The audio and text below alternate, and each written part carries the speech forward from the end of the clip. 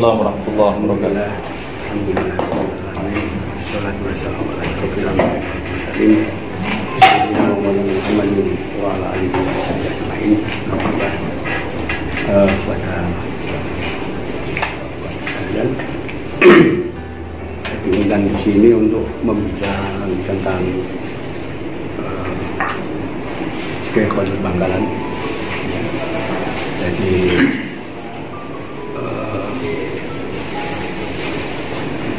ada usaha-usaha untuk bagaimana riwayat ya, maupun perjuangan ya, Syekhona Khalil ini bisa ungkap lebih jelas, karena selama ini memang agak tertutup. Orang hanya mengenal kisah-kisah Syekhona Khalil dengan kekeramatan, cerita-cerita itu. Jadi ada yang kemudian sempat ditulis ya oleh Syekhur Rahman kalau tidak salah, kepada anjing hitam ini. Isinya kan menceritakan ketemu dengan kiai-kiai sepuh. Hampir semua kiai sepuh kalau sudah menyinggung Syekhona Khalil selalu menyebut karomah cerita-cerita itu.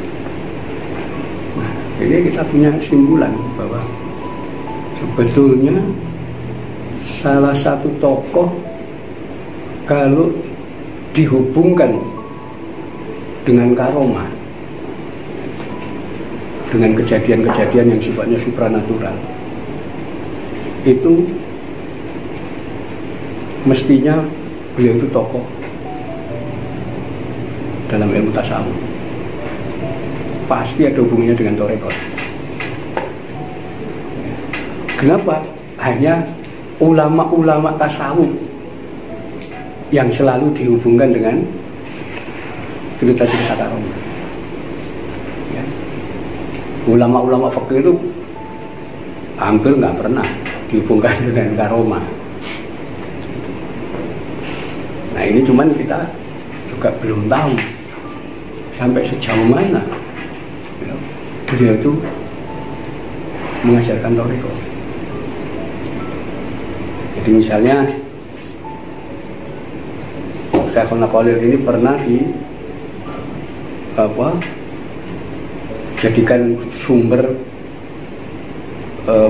menuntut ilmu pengetahuan oleh Kiai Hasyim Asy'ari misalnya. Nah itu juga tidak jelas apakah Kiai Hasyim Asy'ari itu kemudian diberikan ijazah tarekat misalnya. Karena dari hasil penelitian yang dilakukan Profesor Imran Arifin di Tebuireng tentang kepemimpinan kiai, itu silsilah tarekat Qadiriyah Naqsabandiyah yang diperoleh Kiai Hasyim Asy'ari itu justru didapat dari Kiai Mahfud Termas. Jadi Kiai Mahfud Termas itu adalah teman seangkatan Syekh Al-Karim ya, yang belajar kepada Syekh Nawawi Al-Bantani. Jadi ini kita justru tidak menemukan itu, malah dari Syekh Mahfud Termas. Gitu. Nah, juga tidak ada satupun tulisan yang mencatat bahwa Syekhona Khalil ini mengajarkan tarekat. Siapa yang pernah memperoleh ijazah tarekat dari Syekhona Khalil? Tapi semua orang mengatakan beliau wali. Nah ini lagi-lagi beliau menganut tarekat.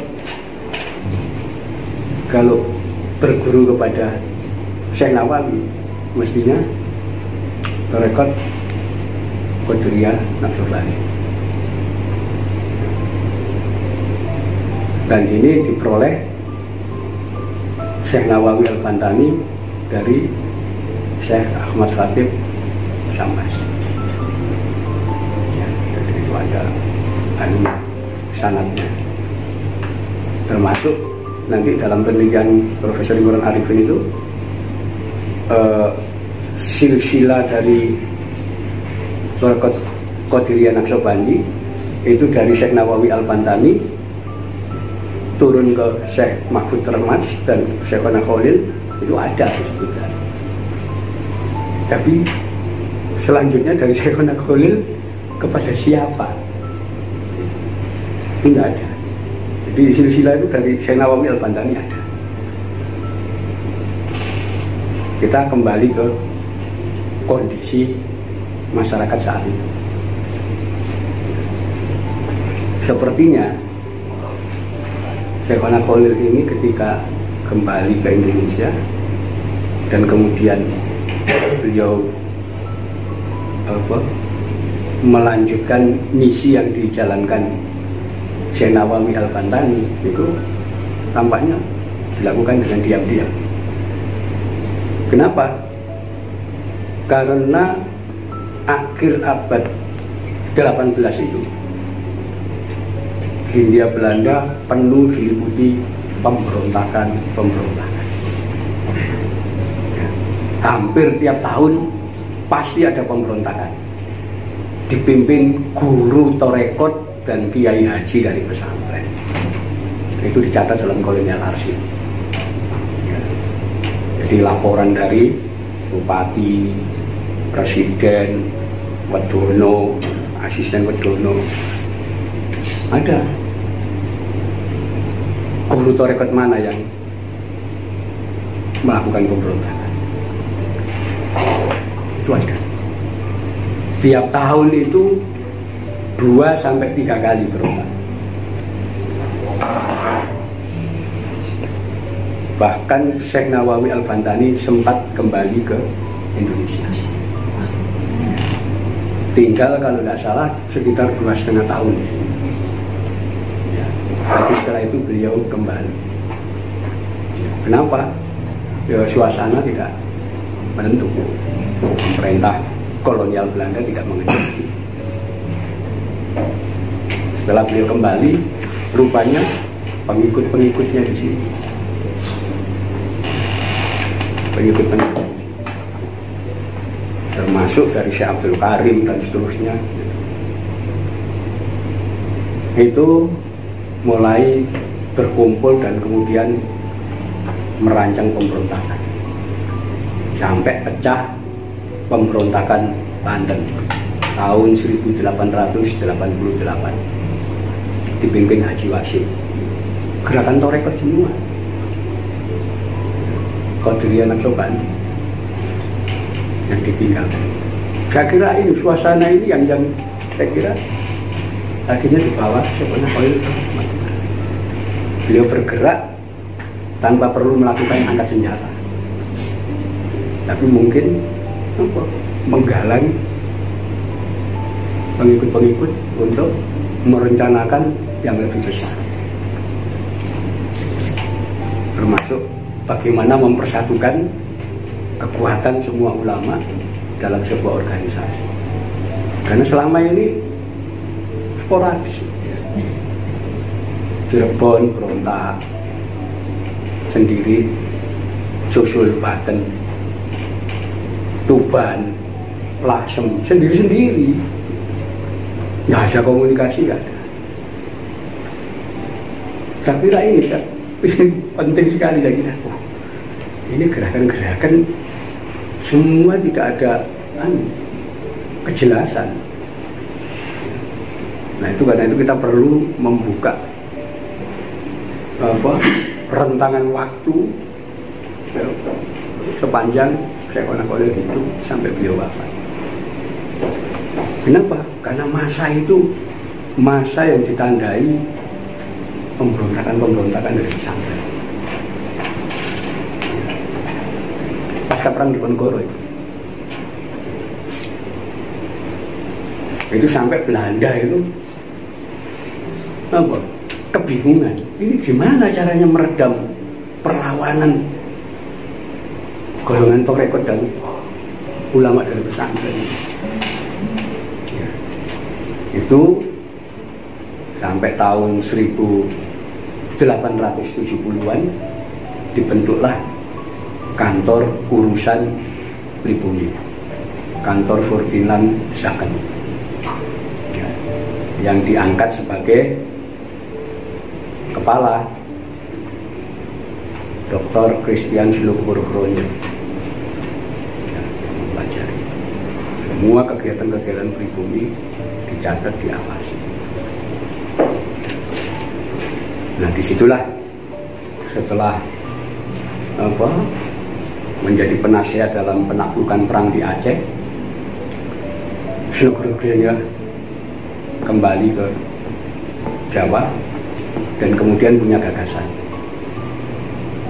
Perlawanan yang dilakukan guru Torekot dan ulama dari pesantren yang didukung umat Islam fanatik itu tidak akan bisa dihentikan, kecuali dengan cara apa? Menggunakan teori asosiasi. Kenapa? Mendidik anak-anak orang Islam supaya memiliki cara pandang dan cara pikir seperti anak-anak Belanda. Bikin anak-anak orang Indonesia supaya modern. Selama mereka dididik di pesantren, selama mereka masih nganut Torekot, pasti fanatik anti Belanda. Caranya bagaimana? Ya bikin lembaga pendidikan baru, sekolah seperti anaknya orang Belanda. Itu gagasan Silugurgronya itu, teori asosiasi.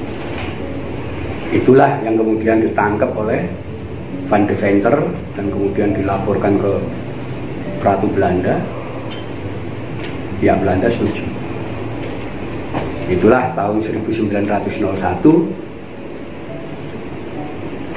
pemerintah Hindia Belanda mulai mendirikan sekolah-sekolah yang nanti muridnya berasal dari anak-anaknya orang Islam pribumi. Sebelum itu tidak ada. Semua pribumi harus belajar di pondok pesantren. Sekolah itu hanya untuk anak-anaknya orang Belanda, kemudian anak-anaknya orang Cina, anak-anaknya orang Arab, anak-anaknya orang India itu ada sekolahnya. Tapi untuk pribumi yang boleh sekolah modern itu hanya pribumi yang beragama Kristen, yang beragama Islam tidak ada. Baru ada tahun 1901.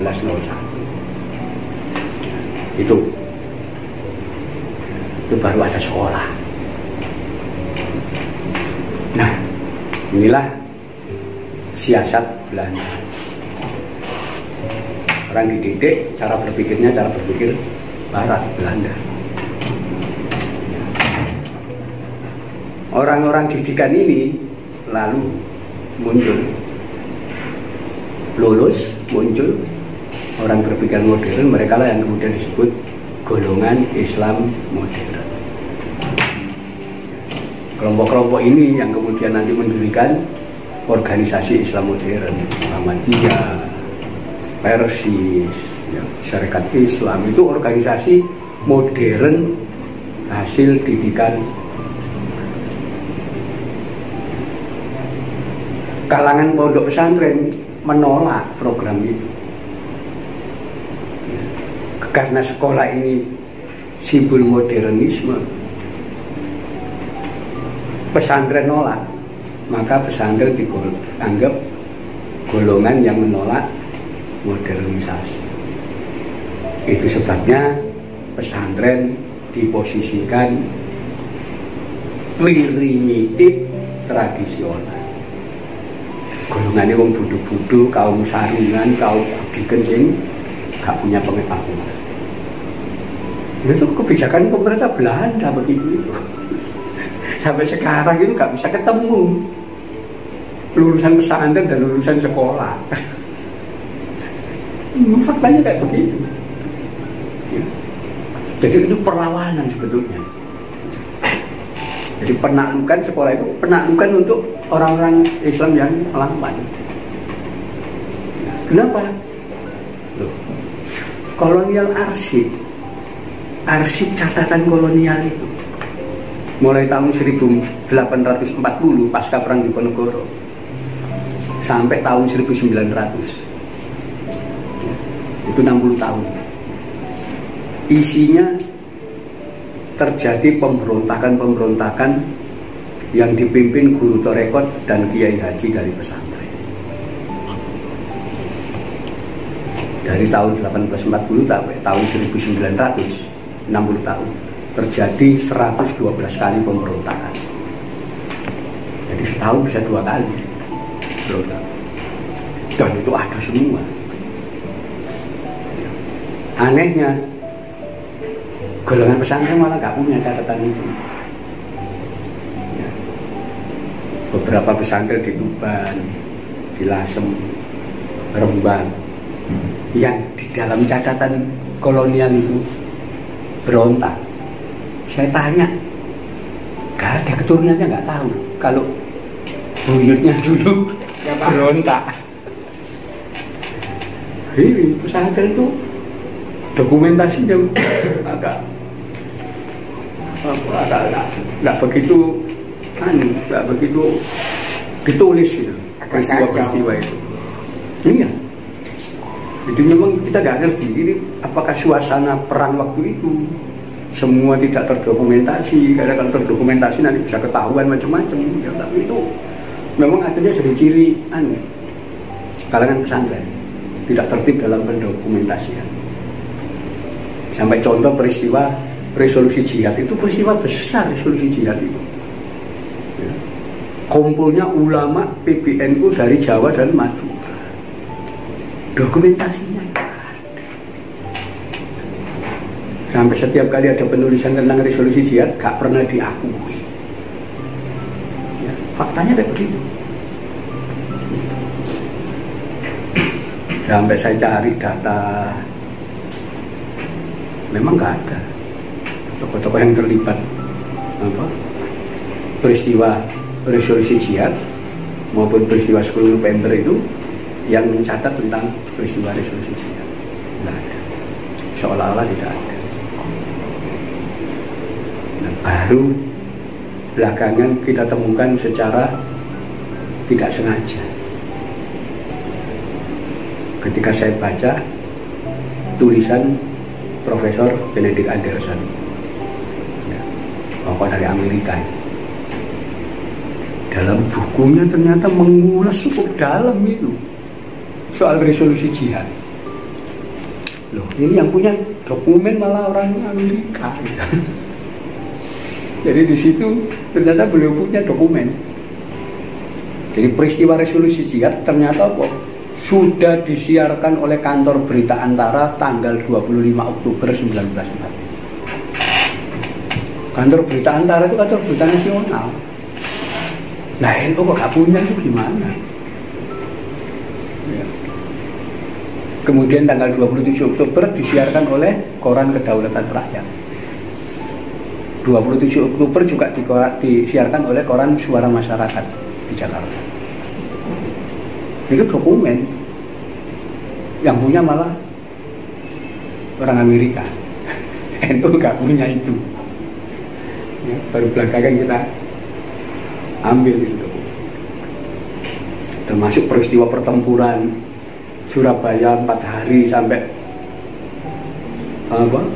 Brigadir Jenderal Melebi tewas di granat itu nggak ada yang mengkaitkan dengan NU dengan sampai peristiwa 10 November kita sama sekali nggak ada kalangan pesantren dilibatkan di sini. Baru setelah kita buka ini peristiwa-peristiwa ini tanggal ini kita lihat koran luar negeri mana yang menyiarkan ini. Ternyata koran internasional yang menyiarkan peristiwa ini. termasuk New York Times itu ada 15 November itu edisi penuh, satu halaman depan itu pertempuran Surabaya. Loh, kita nggak punya catatan itu. Ternyata peristiwa itu mulai resolusi jihad sampai pertempuran Surabaya 4 hari dan dilanjut 10 November itu beritanya berita dunia. Sementara kita nggak punya catatan di sini seolah-olah. Jadi saya kira ini yang menyebabkan kelemahan kita di kalangan pesantren itu pendokumentasian. Ya. Jadi karena itu saya kira usaha-usaha bagaimana kita bikin satu lembaga studi untuk mempelajari tentang sejarah Syekhona Khalil, tulisan-tulisan apa yang beliau berikan, sumbangan-sumbangan apa, pemikiran apa yang ada, itu harus digali lagi saya kira, terutama kita kaitkan dengan kondisi saat itu. Ini kita akan melihat itu. Jadi kalau tahun 1840 sampai tahun 1900 itu hampir tiap tahun terjadi pemberontakan yang dipimpin guru Torekot dan Kiai Haji dari pesantren. Nanti setelah tahun 1901, setelah sekolah diselenggarakan di berbagai tempat, anaknya orang-orang Islam belajar sekolah di situ. Itu tingkat frekuensi pemberontakan turun. Tercatat di Sidoarjo tahun 1904 itu Kiai Kasan Mukmin melakukan pemberontakan sampai Residen Surabaya dibacok, luka parah itu. Setelah itu 1907, 1909, habis itu tambah lama tambah nggak ada. Kenapa? Karena kiai-kiai dari pesantren harus menghadapi serangan dari Islam modern didikan reformah. Kalau sebelumnya semua diarahkan musuh kita Belanda, sekarang mereka bingung. Kenapa? Murid-murid sekolah, lulusan sekolah, cara pandangnya seperti Sunan Guru-Gurunya. Sunan Guru-Gurunya itu dalam sebuah buku Islam van Nederland ini, ya, Islam di Indonesia, itu dia meneliti Islam di Indonesia itu sebetulnya hanya Islam pada permukaan. Islamnya orang Indonesia itu Islam topeng, permukaannya Islam, dalamnya bukan. Kenapa? Di dalamnya itu praktek-praktek agama kuno dijalankan, masih ada selamatan, masih ada ziarah kubur, sedekah bumi, macam-macam. Itu bukan ajaran Islam. Kenapa? Sunan Guru-Gurunya itu 10 tahun di Mekah, di sana. Di sana nggak ada tradisi kayak di sini. Jadi dia anggap ini adalah warisan agama kuno, bukan ajaran Islam. Disitulah cara berpikir Sunan Guru-Gurunya yang diajarkan di sekolah, kemudian ditampung oleh orang-orang didikan. Nah, disitulah kemudian orang-orang didikan sekolah yang punya identitas modern ini kemudian langsung menudingkan ke para kiai. Kiai inilah yang mengajarkan takhayul, bid'ah, khurafat. Semua sudah dilakukan. Jadi orang Islam modern itu musuh utama mereka adalah kiai. Jadi ini doktrin pertama. Nah, itulah yang akhirnya gak pernah ketemu. Akhirnya kiai sibuk ngurusi ini. Apalagi waktu itu muncul dari Persis itu Hasan Bandung itu ngajak debat kiai-kiai tentang amalia-amalia yang dijalankan masyarakat. Itu ada semua catatannya. yang perdebatan ini sampai saling kafir mengkafirkan itu kelompok-kelompok itu. Nah disitulah kemudian kalangan pesantren ini mundur. Terus gimana kita ngadepi perubahan? Sampai baru belakangan tahun 26 baru membentuk Nahdlatul Ulama. Itu sebetulnya bertahan terus dari serangan kelompok-kelompok Islam didikan sekolah. Proses itu. Dan saya kira sekolah ada di sini di tengah ini, ya, sampai terbentuknya NU. Jadi memang dulu luar biasa penghancuran terhadap pesantren itu memang sudah dirancang lama. Karena perlawanan pasca perang Diponegoro itu pesantren yang angkat senjata.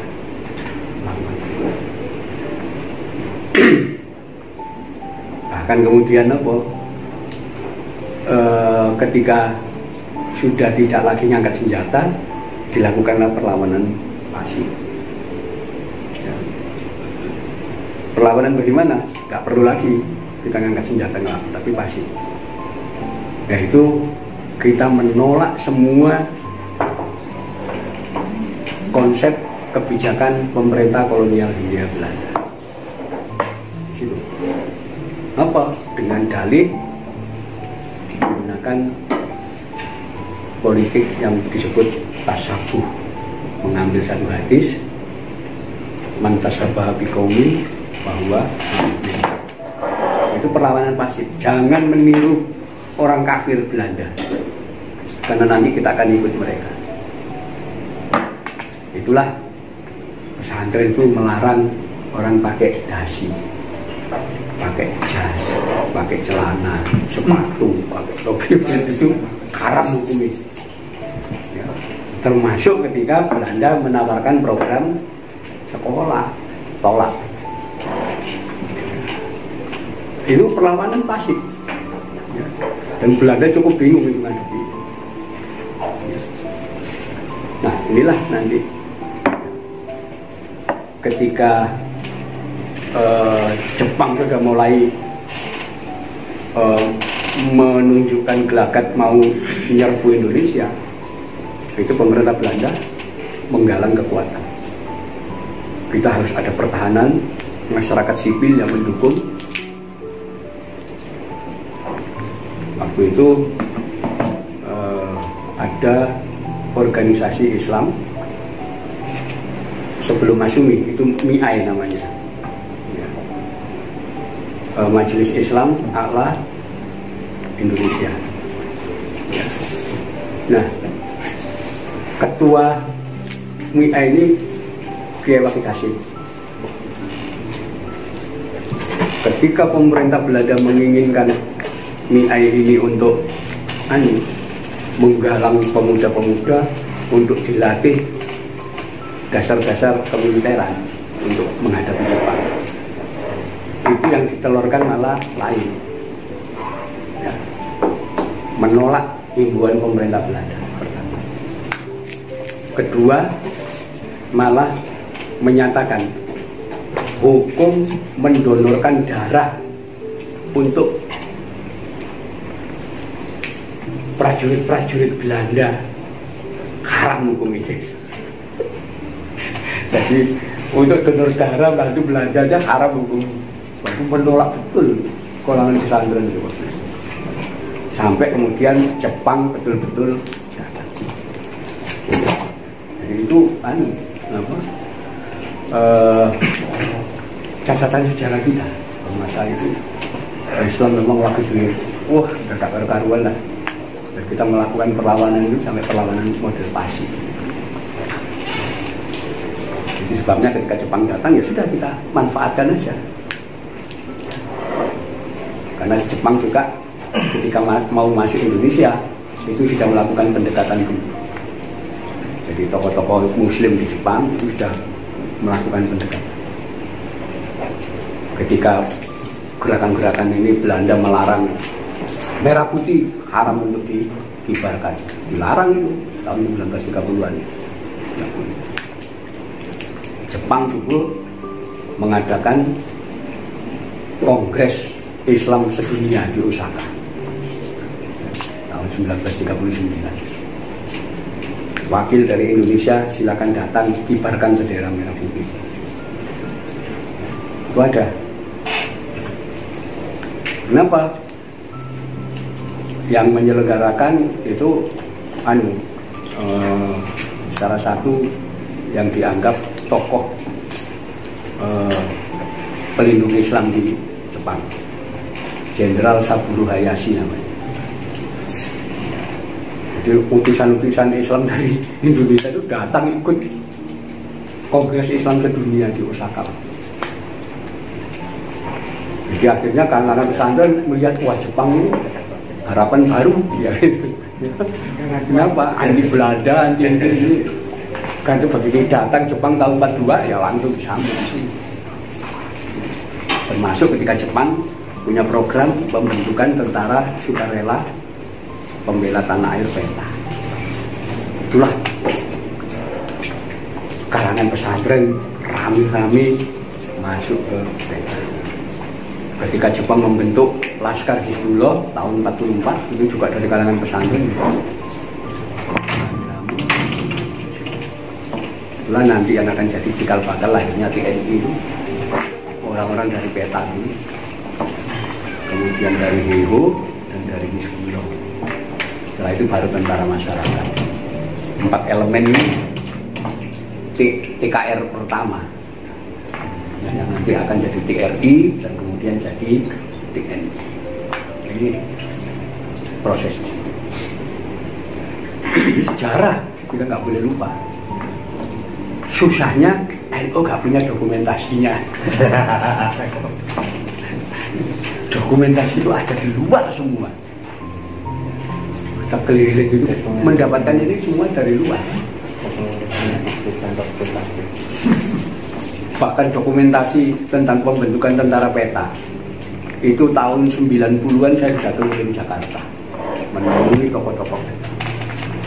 Sampai ketua Yayasan PETA Kolonel Pramura Harjo datangi dulu. PETA itu kan dibentuk 69 batalion. Saya kepingin tahu siapa komandan batalion PETA itu. Nggak ada. Gimana ini? Tidak ada. Jadi hanya beberapa orang aja yang dia sebut, yang lain enggak. Kerja di mana? Nggak ada dokumen semua. Gimana ini? Sampai akhirnya saya minta bantuan salah seorang peneliti dari Jepang yang waktu itu adakan penelitian di Malang. Kalau ada dokumentasi tentang PETA.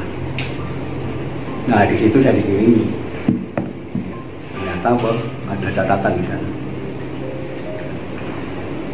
Jadi Jepang waktu itu membentuk tentara PETA 69 batalion se-Jawa Bali. Di Bali ada 3 batalion. Komandan batalionnya beragama Hindu semua karena di Bali. Yang di Jawa 66 batalion itu seluruh komandan batalionnya Muslim. Karena Jepang tidak mau menggunakan orang Kristen. Ya, karena Kristen dianggap bagian daripada Belanda. Dari 66 batalion yang dikomandani oleh orang-orang Islam itu terdapat 20 batalion yang komandannya itu punya gelar kiai. Baru tahu saya kiai. Itulah fakta yang ada. Saya konfirmasi ternyata benar. Akhirnya saya cek di pusat sejarah ABRI siapa anggota-anggota TKR pertama PETA ini. Oh ternyata anggota TKR pertama dari PETA itu yang utama, pimpinan-pimpinan. Bahkan 10 Oktober 1945 sudah diumumkan jumlah Tentara Keamanan Rakyat TKR se-Jawa itu ada 10 divisi. Satu divisi itu 10.000 pasukan. Satu divisi itu 3 resimen. Di situ kita bisa lihat divisi pertama, divisi 1 itu tercatat dipimpin oleh Kolonel Kiai Haji Sampun. Beliau ulama di Banten, lulusan Al-Azhar. Kolonel Kiai Haji Sampun, Komandan divisi pertama. Beliau 2018 kemarin dapat gelar pahlawan nasional. Ya, memang faktanya begitu. Komandan divisi 3 Kolonel Kiai Haji Aruji Kartawinata, itu dari Jawa Barat, Tasikmalaya. Nah, itu kita bisa lihat tuh, ini komandan resimennya Letnan Kolonel Kiai Haji Iskandar Idris, Letnan Kolonel Kiai Haji Iskandar Sulaiman, Yusuf Anis, kiai semua. Jadi TKR pertama itu yang mendominasi kiai. Itu kita cek. Nah, ini data di Pusat Sejarah TNI. Kres Arsip Nasional sama.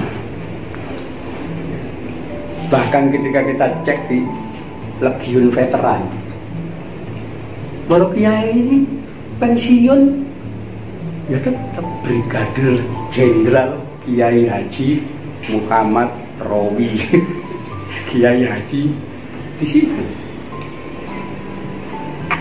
Jadi loh, ini kenapa disembunyikan selama ini? Ya, Hasyim Asy'ari itu sudah ditetapkan Bung Karno jadi pahlawan nasional. Mana pelajaran SD ada menyebut? Fakta-fakta begini nih. Nah, ini harus kita luruskan memang. Kita harus menggali data baru untuk menunjukkan bukti. Fakta ini loh bukti. Dan ini sejak awal kita memang sudah dikerjain oleh kelompok-kelompok didikan Belanda ini. Kita lihat TKR tahun 45 itu posisi-posisi strategi itu komandan divisi, komandan resimen, komandan brigade, komandan batalion itu para kiai di situ. Sampai nanti tahun 46 dari TKR berubah menjadi TRI, Tentara Republik Indonesia. Tahun 47 menjadi TNI, Tentara Nasional Indonesia. Itu kita bisa lihat pimpinan-pimpinan ini. Oh, Panglima Divisi masih kiai. Komandan resimen itu masih kiai. Komandan batalion, komandan brigade masih kiai semua. Nanti baru habis tahun 1948 ketika Bung Hatta menjadi Perdana Menteri. Saat itulah atas saran dan desakan dari Menteri Budiarjo,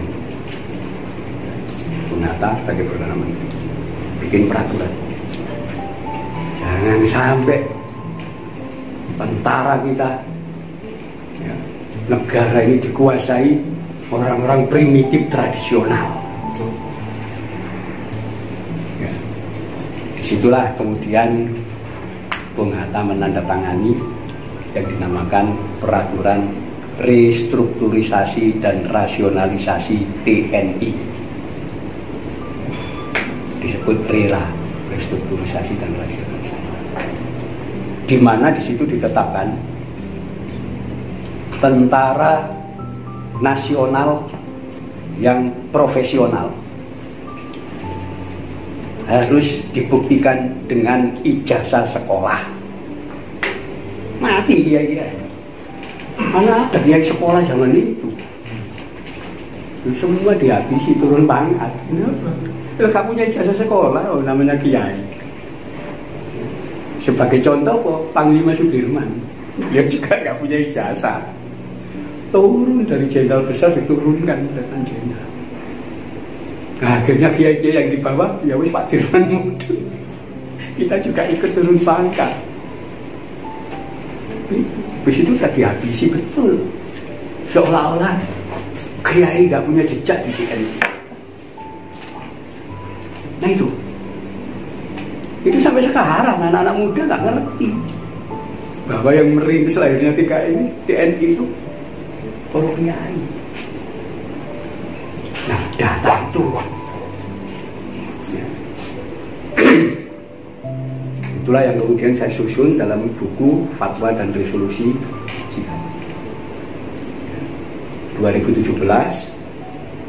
Ketika terbit pertama, saya kebetulan diundang di Museum Kebangkitan Nasional.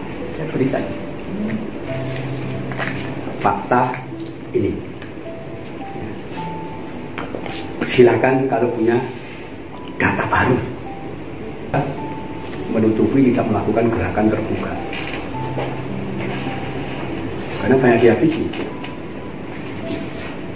Cokraminoto aja dihabisi. Kita kok bikin Syarikat Islam. Semua sufi gimana caranya? Semua. Jadi ini proses-proses yang terjadi saat ini. Jadi saya kira ini perlu digali lagi, dan bagaimana kita kemudian kalau ada kitab-kitab warisan Syekhul Khalil itu harus diungkap lagi. Kita baca dan kita tafsir ulang. Kesimpulan saya itu, jadi Syekhul Khalil ini tokoh yang bergerak di bidang spiritual, guru tasawuf. Dan ciri guru tasawuf memang selalu hidup diliputi hal-hal yang sifatnya mistis, rahasia, tidak semua terungkap. Karena ajaran tasawuf sendiri ajaran esoteris, ajaran yang tertutup dan rahasia. Dan itu kita bisa melihat, oh kondisi waktu itu memang menuntut harus seperti itu. Kita bisa melihat gerakan-gerakan mulai muncul, ada kebangkitan nasional, macam-macam. Itu gubernur Hindia Belanda, gubernur jenderal, itu kayak presiden gitu di sini. Edinburgh namanya.